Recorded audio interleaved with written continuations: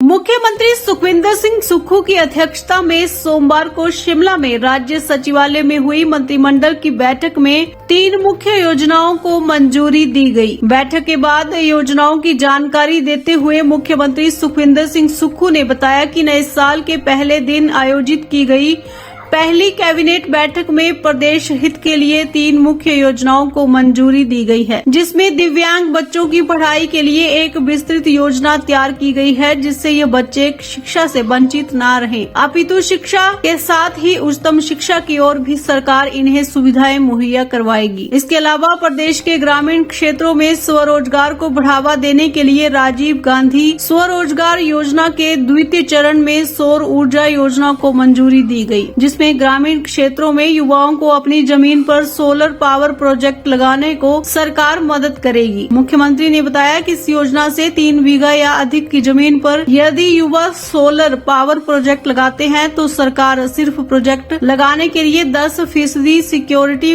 Money लेगी और युवाओं को प्रतिमाह 20,000 से 1 लाख तक की आय भी सुनिश्चित होगी। इसके अलावा मुख्यमंत्री ने बताया कि कैबिनेट के तीसरे मुख्य निर्णय में प्रदेश के हाटी समुदाय को जनजाति दर्जा देने की अधिसूचना को जारी करने की मंजूरी दी गई है। मुख्यमंत्री ने बताया कि हाटी समुदाय को जनजातीय दर्जा देने के लिए केंद्र से लगातार संवाद स्थापित किए गए और केंद्रीय अधिसूचना के बारे में स्पष्टीकरण मांगा गया। स्पष्टीकरण प्राप्त होने के 10 घंटे के भीतर सरकार ने प्रदेश के हाटी समुदाय को जनजाति का दर्जा देने की अधिसूचना जारी कर दी है। वहीं मुख्यमंत्री सुखविंदर सिंह सुक्खू ने कहा कि 8 जनवरी से 12 फरवरी तक सरकार के सभी विधायक चुनाव में रहे प्रत्याशी और मंत्री सरकार गाँव के द्वार कार्यक्रम के तहत गांव-गांव जाकर सरकार की 1 साल की योजनाओं की जानकारी देंगे और समस्याओं का भी निपटारा करेंगे। आप लोगों का पूरा सहयोग मिला, हिमाचल की जनता का हमें सहयोग मिला, हमारे सभी सदस्यों का, मंत्रिमंडल के सदस्यों का, सभी विधायकों का हमें सहयोग मिला। और इस वर्ष जब हम नवप्रवेश में प्रवेश कर रहे हैं तो आपको याद होगा पिछले वर्ष की भांति हमने अनाथ बच्चों को एक कानून बनाया था, अनाथ बच्चों के संबंध में बात कही थी और हमने उसको अब धरातल पर लाया है। और हिंदुस्तान का पहला कानून जिसमें अनाथ बच्चों को हमने कहा था कि सरकार ही माता है, सरकार ही पिता है, वो अब लागू हो चुका है। जब कोई चीज़ कही जाती है और धरातल पर आती है तो उसका सुखद अनुभव होता है। तो 4000 बच्चों को हमने पिछली बार उनके लिए जो कानून बनाने की बात साल के पहले दिन कही थी, उसी विषय में हम आज दूसरी बात आपसे कहने आए हैं। जितने भी दिव्यांग बच्चे हैं, अपंग बच्चे हैं, उन बच्चों को के लिए कोई ऐसा स्टैंडर्ड का शिक्षा संस्थान नहीं है कि उन बच्चों की पढ़ाई हो सके। उन बच्चों के लिए शिक्षा संस्थान प्लस पढ़ने के बाद उनके लिए कोई ऐसा कॉलेज नहीं है।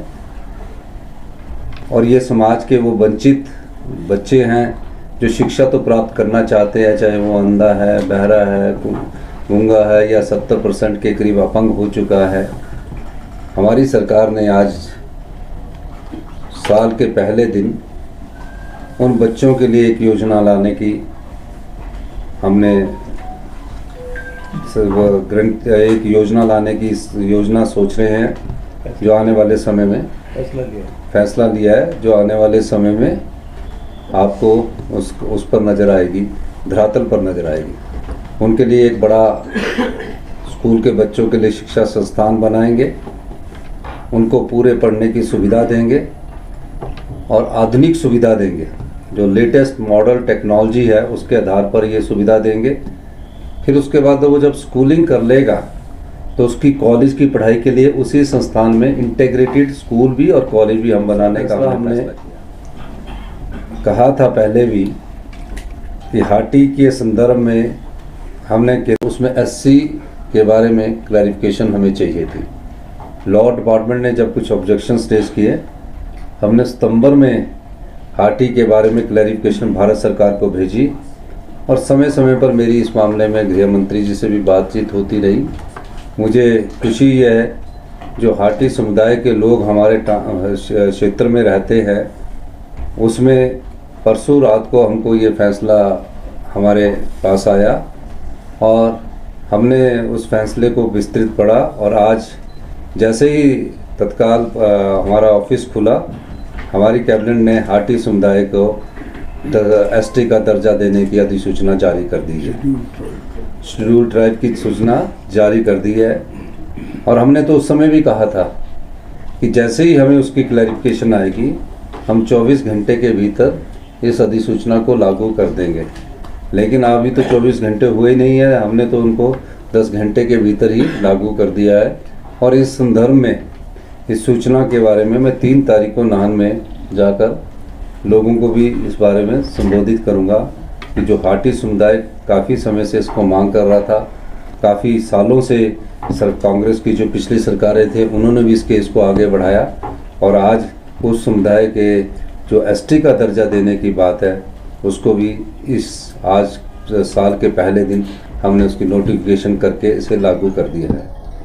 तीसरा फैसला हमने उन बेरोजगार युवाओं से संबंधित में पला बड़ा है, गांव में अपना जीवन यापन कर रहा है, क्योंकि 90% के करीब हमारे युवा जो है वो गांव में ही रहते हैं। पर हमारे जो परिवार है गांव में ही रहते हैं, शहर बहुत कम है हिमाचल प्रदेश में। हिमाचल प्रदेश की 90% पॉपुलेशन गांव में रहने वाली है। उनके लिए कैसी योजना लाई जाए, हमारी कैबिनेट ने आज विस्तृत विचार विमर्श किया और विचार विमर्श करने के बाद हमने एक फैसला किया कि जो हमारी स्वरोजगार योजना है उस योजना को बढ़ावा देने के लिए हम एक योजना लेकर आए हैं। हम राजीव गांधी स्टार्टअप योजना जो सोलर पावर प्रोजेक्ट से संबंधित है, ये फेज़ 2 है। प्रथम चरण ई व्हीकल का था। राजीव गांधी स्टार्टअप योजना का जो सोलर पावर प्रोजेक्ट योजना का फेज़ 2 को आज हमने कैबिनेट ने अनुमति दी।